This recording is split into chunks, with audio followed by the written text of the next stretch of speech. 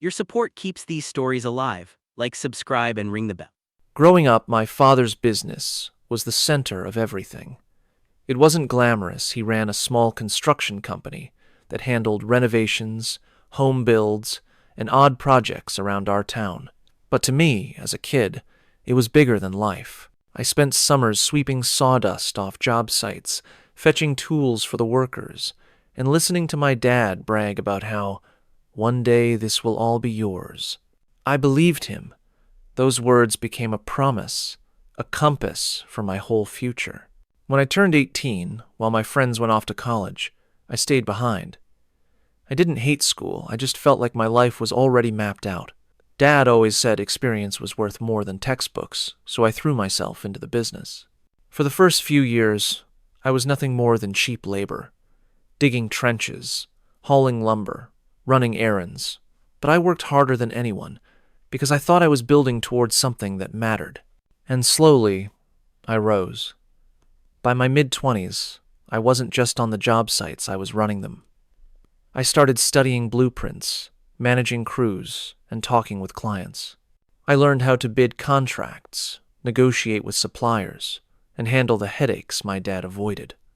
The workers respected me, clients trusted me, and the business began to grow in ways it hadn't under my father alone. I brought in new software to manage estimates, cut waste, and track jobs more efficiently. I networked online, finding clients outside our small town. Within 5 years, revenue doubled.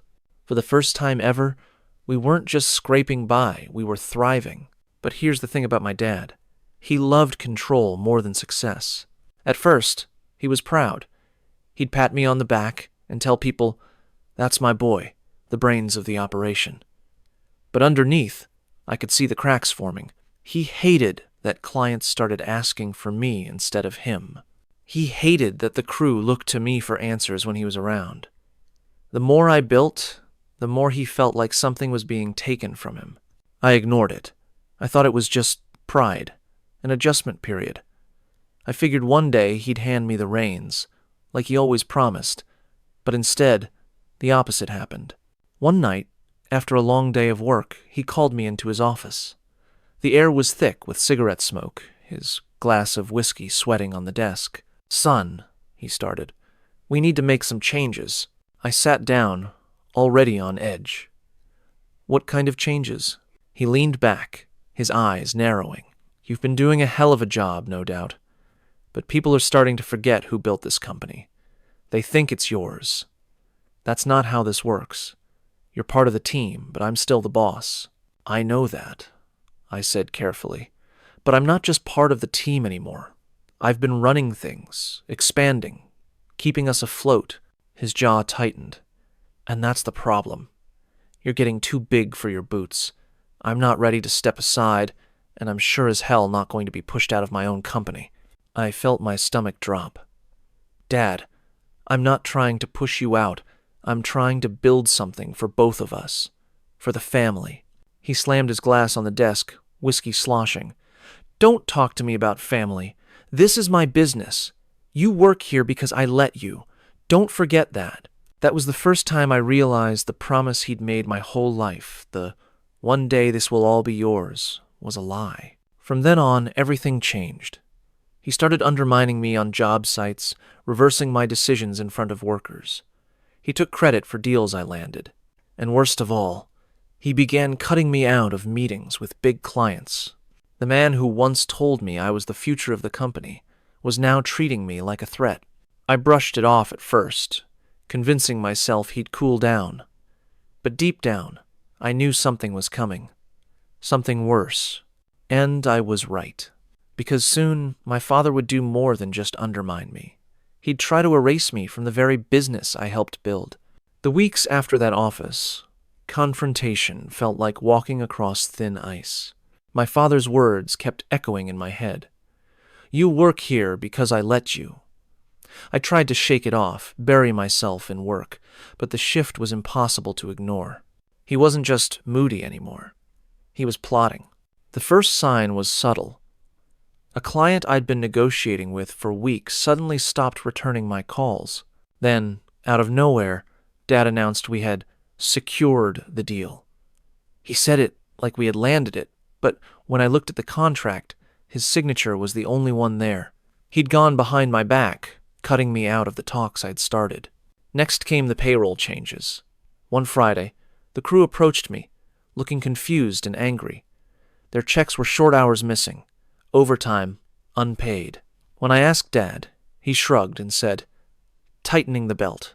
You've been too generous." Too generous. As if paying people what they earned was a weakness. I tried to confront him. "Dad, you can't mess with payroll. You'll lose the crew. They trust me." That was the wrong thing to say. His eyes narrowed like I'd insulted him. They should trust me. I built this business before you could even spell invoice. If they can't handle a pay adjustment, they can leave. And some did. Good men, the kind who'd worked with us for years, left because they couldn't stomach his arrogance. It killed me to watch them walk away, but I couldn't stop them. My authority was being stripped away piece by piece. The breaking point came with the Johnson contract. It was the biggest job we'd ever bid on a full commercial renovation worth nearly $500,000. I had spent months cultivating the relationship, drafting proposals, running numbers. The Johnsons trusted me. They called me directly with questions. It was supposed to be my deal. Until the day of the final meeting. I showed up at the Johnson office, portfolio in hand, ready to seal the deal. But when I walked into the conference room, Dad was already there. He smiled like a politician, shaking hands, laughing like he owned the room. My chair at the table was gone. I stood there, stunned. "What's going on?" Dad's smile didn't falter. "Son, why don't you grab us some coffees? I'll handle this." The Johnsons looked uncomfortable, but no one said anything. I walked out, my face burning, fists clenched so tight my nails dug into my palms. By the time I got back with the coffee, the papers were signed without me. My name wasn't on anything. That night, I confronted him in the office. "You can't keep doing this. You cut me out of payroll, clients, contracts. What's next firing me from the company I helped build?" He didn't hesitate. He leaned back in his chair, smirking like he'd been waiting for this moment. "Funny, you should say that. I've been talking with the accountant. Technically, you're not an owner. You've got no shares, no legal claim. You're just an employee." The words knocked the air out of me. "An employee? That's right," he said, sipping his whiskey. "And employees can be replaced." I couldn't believe it. Years of blood, sweat, and sacrifice rebuilding his dying business. Doubling revenue, earning the respect of clients and crews, and he was telling me I was disposable. I stared at him, my chest tight, my voice trembling with rage. "You promised this would be mine one day. You said all the work would pay off," he sneered. "Promises don't pay the bills, and I don't owe you a damn thing." That was the moment something broke inside me. The trust, the respect, the hope of ever being partners, it was gone. I didn't walk out that night, but I knew it was coming, because if he thought I'd sit back while he erased me, he had no idea who he was dealing with. And if he wanted to play dirty, I could too. After that night, there was no pretending anymore. My dad wasn't just undermining me, he was actively pushing me out. Every day at the office became a battlefield, every decision a power struggle. He started small. Orders for materials I'd placed were mysteriously canceled. Jobs I'd scheduled were suddenly reassigned. When crews asked me for direction, Dad would step in with a smirk and contradict me on purpose. It wasn't about the work anymore. It was about showing everyone who was really in charge. But here's the thing about loyalty, it's earned, not inherited. The guys on the crew had seen me grind beside them for years. They'd watched me sweat in the trenches, fix mistakes at midnight, and fight to make sure they were paid fairly. They knew I had their backs. So when Dad started cutting hours and shorting paychecks, the whispers started. Quiet at first, but growing louder each week. One evening, after a long job, one of the foremen, Carlos, pulled me aside. He was a tough man, older, with hands like sandpaper. "Look," he said, "we follow you because you work with us. Your old man, he talks at us. If this keeps up, you'll lose people, but not to him, to you if you start something new. The words hit me like a jolt of electricity. I hadn't even let myself imagine it yet. Start something new? Compete against my father? It sounded unthinkable. But Carlos wasn't wrong. The loyalty wasn't his anymore. It was mine. Still, I wasn't ready to make that leap. Not yet. The final straw came with the Miller project. The Millers were longtime clients, good people who had trusted us with 3 renovations already. They called me personally to handle a large addition on their home. I put together the plans, scheduled the crew, and was set to break ground Monday. But on Friday, Dad showed up at the Miller house unannounced. He told them I'd been over-promising that he'd take over to make sure things didn't go wrong. When I arrived Monday morning, the crew was already at work, but under his direction, not mine. The Millers looked embarrassed when I walked up the driveway. "We didn't know you weren't handling it," Mr. Miller said awkwardly. "Your father said you'd be too busy." Too busy? My chest burned. That was my project, my relationship, my work, and he had stolen it right out from under me. That night, I stormed into the office. "You went behind my back again.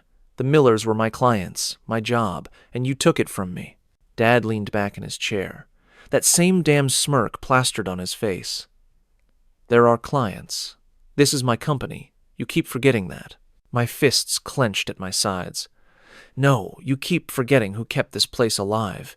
You were drowning before I came in. I doubled our revenue, modernized the business, built relationships you couldn't hold on to, and now you're throwing me out like trash?" His eyes narrowed.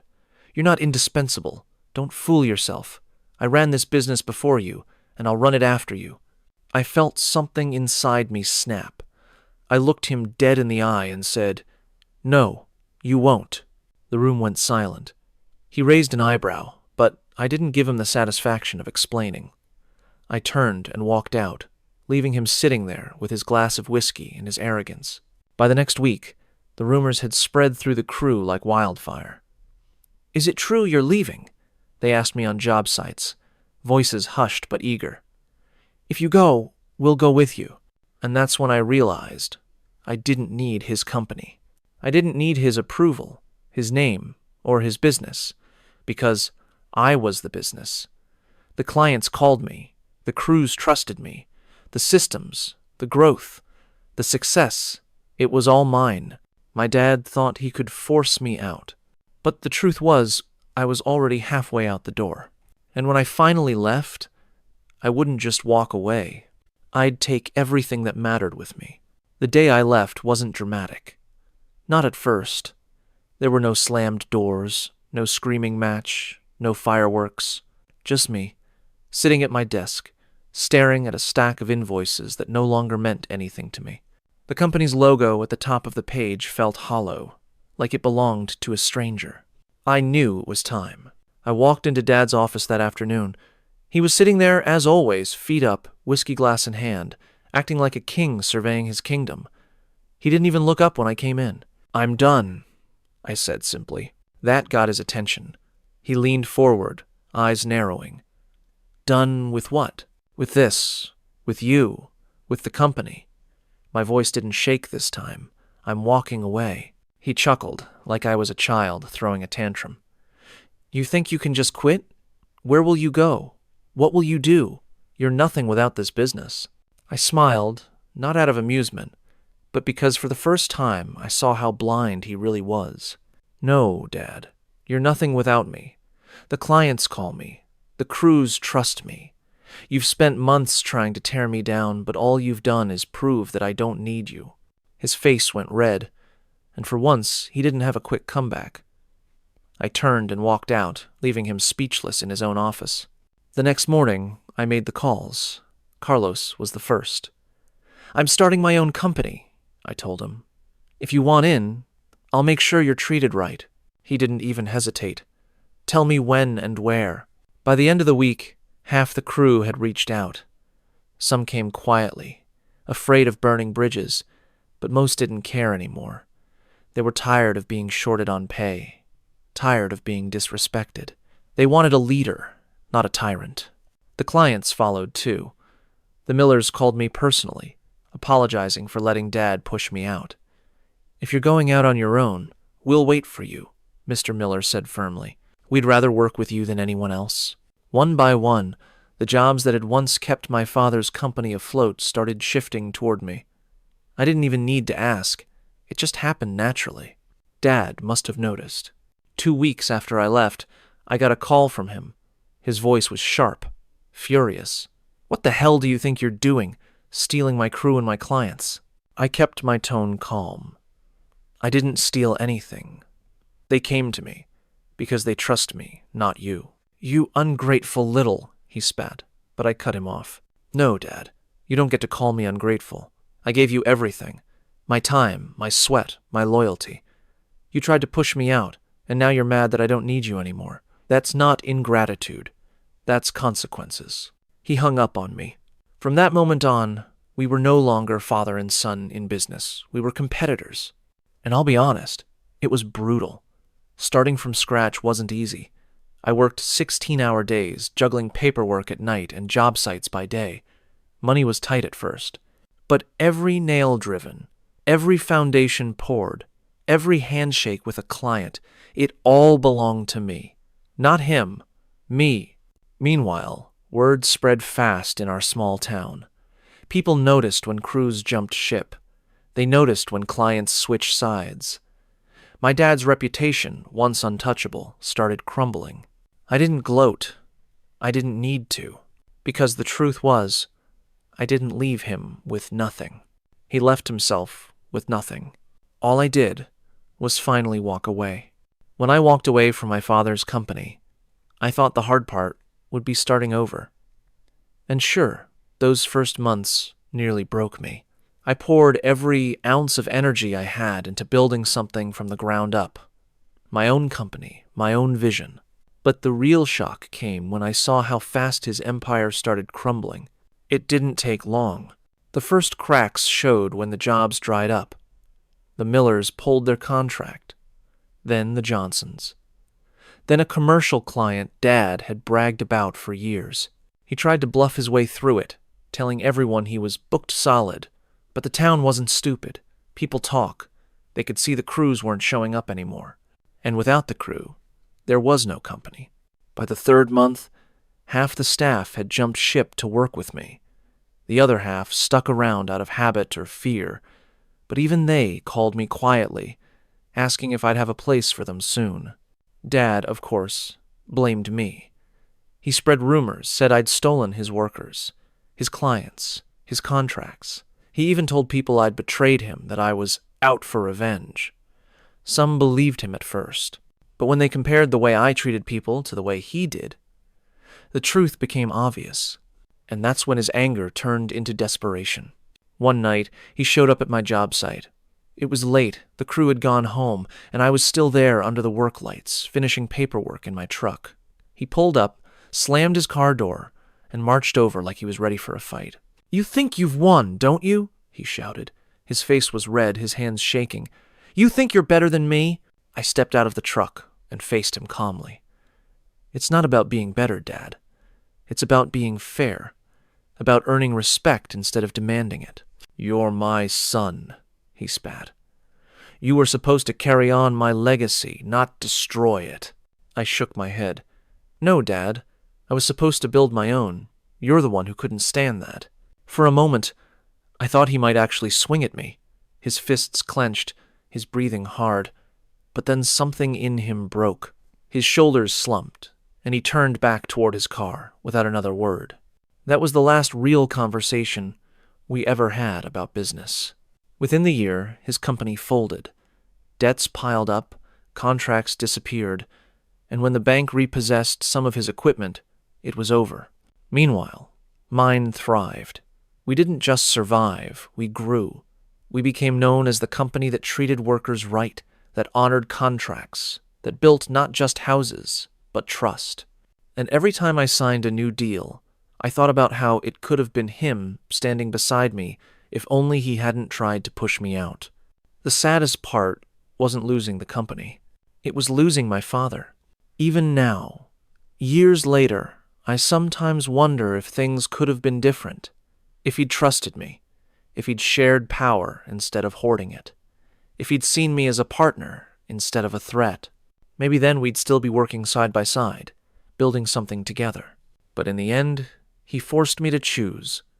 Stay and be crushed, or leave and build something of my own. I chose to walk away, and in doing so, I left him with nothing. Nothing but the empty throne he'd guarded so fiercely,